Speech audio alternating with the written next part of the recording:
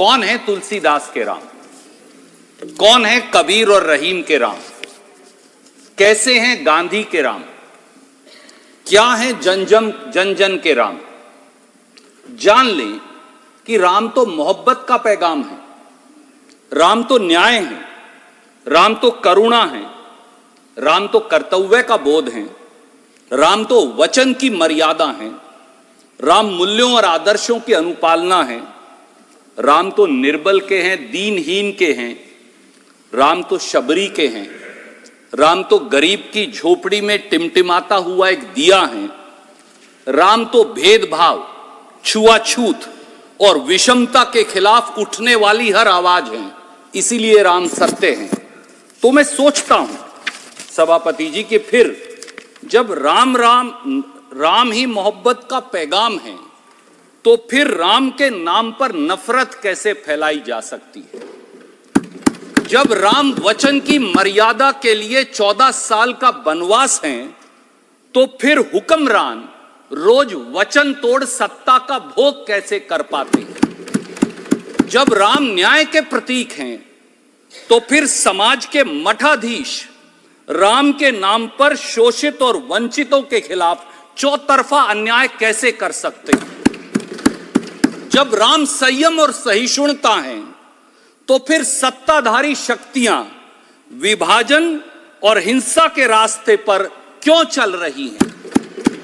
जब राम शबरी के झूठे बेर हैं, तो फिर समाज के शोषितों, वंचितों, आदिवासियों, दलितों और पिछड़ों को भेदभाव का कोप भाजन क्यों बनना पड़ता है।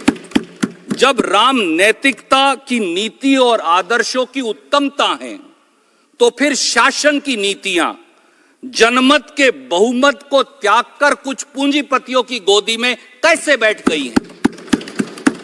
शायद इसीलिए तुलसीदास जी ने कहा है, मेरे साथी है नहीं, अब वो कोट कर रहे थे तो इसलिए, जासु राज प्रिय प्रजा दुखारी, सो निरपवसी नरक अधिकारी। अर्थात जिसके राज्य में प्यारी प्रजा दुखी रहती है, वह राजा अवश्य ही नरक का अधिकारी होता है। सभापति जी, जब राम न्याय, करुणा, संयम, सहिष्णुता, सदाचार, आदर्श और कर्तव्य के प्रतीक हैं, तो राम के नाम पर कभी भी नफरत, नकारात्मकता, निराशा, विवाद, वैमनस्य, विद्वेष और हिंसा नहीं फैलाई जा सकती। यही राम नाम का सार भी है। भगवान राम को हम सब, पूरा देश, पूरी दुनिया मर्यादा पुरुषोत्तम के नाम से जानते हैं। मर्यादा पुरुषोत्तम क्यों सभापति जी? यानी शासक द्वारा मर्यादाओं का अनुसरण और शासक की साधारण से साधारण नागरिक के प्रति जवाबदेही इसका सार है। कोई भी, कैसे भी, कभी भी शासक और सरकार से सवाल पूछ सकता है, जवाबदेही मांग सके, न्याय की आवाज उठा सके, शासक के आचरण पर सवाल खड़ा कर सके। यही तो राम राज्य है।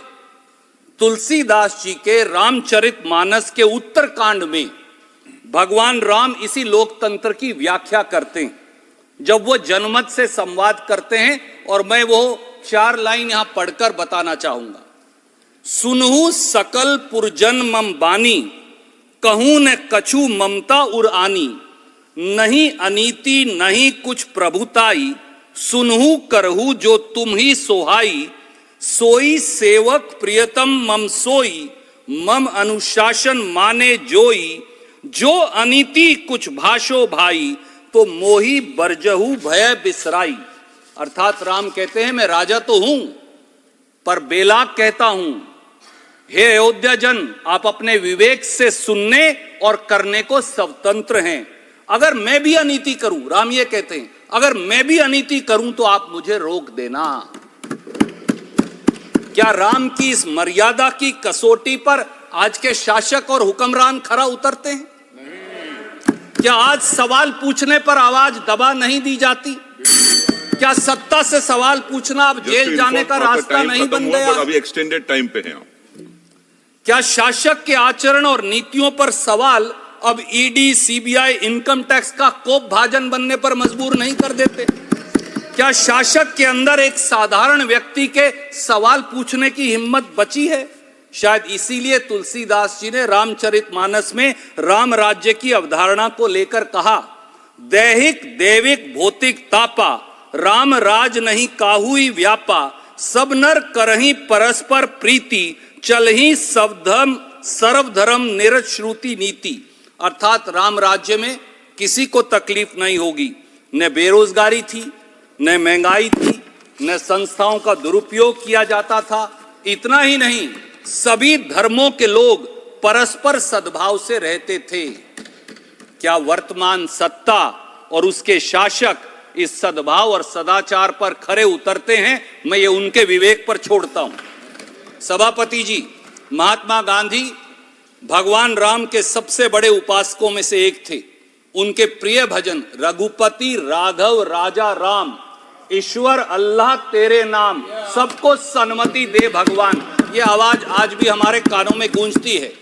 1929 में उन्होंने पत्रिका यंग इंडिया में लिखा था, एंड आई कोट, राम राज्य का प्राचीन आदर्श निसंदेह सच्चे लोकतंत्र में से एक है, जिसमें सबसे कमजोर नागरिक बिना किसी कानूनी कार्यवाही के त्वरित न्याय के लिए प्रति आश्वस्त हो सकता है। क्या आज का शासन महात्मा गांधी की राम राज्य की इस परिकल्पना पर खरा उतरता है? मैं ये उनके विवेक पर छोड़ता हूं। सभापति जी, उत्तर भारत, खास तौर से हरियाणा में जब हम एक दूसरे को मिलते हैं तो राम राम कहते हैं। लक्ष्मण जी भी कह रहे थे। इस 2 बार राम के उच्चारण का मतलब क्या है? एक राम वो है जो वचन की मर्यादा के लिए महलों को त्याग कर 14 साल वनवास में चले गए थे, और एक राम वो है अयोध्यापति जो न्याय और प्रेम के प्रतीक हैं। इसीलिए कबीर जी ने कहा था, मैं कॉन्क्लूड कर रहा हूं, उन्होंने कहा था, मोको कहां ढूंढे बंदे, मैं तो तेरे पास में, ना तीर्थ में, ना मूरत में, ना एकांत निवास में, ना मंदिर में, ना मस्जिद में, ना काबे कैलाश में, ना मैं जप में, ना तप में, ना मैं व्रत उपवास में, ना मैं क्रियाक्रम में रहता, ना ही योग संन्यास में, नहीं प्राण में, नहीं पिंड में, ना ब्रह्मांड आकाश में, ना मैं त्रिकुटी भंवर में, सब श्वासों के श्वास में, खोजी हुए तुरंत मिल जाऊं एक पल की तलाश में। मेरी पार्टी ने सदैव कहा कि जो निर्णय सुप्रीम कोर्ट से आए उसे सब देशवासी स्वीकारें। सुप्रीम कोर्ट के 9 नवंबर 2019 के निर्णय के अनुसार श्री राम मंदिर का निर्माण हुआ है, इसका सह सम्मान है। पर यह भी जान लें कि राम प्रेम है, न्याय है, सहिष्णुता है, सदाचार है, आदर्श हैं। अगर ये सब हैं, पर राम नाम और राम दलगत राजनीति का विषय नहीं हो सकते। राम नाम को राजनीतिक वोट के लिए इस्तेमाल करना पाप है। राम के नाम पर नफरत फैलाना महापाप है, और राम के नाम पर हिंसा नरक का रास्ता है। इसलिए अब भी अगर आप नहीं बदले तो भगवान राम आपको कभी माफ नहीं करेंगे। जय सिया राम।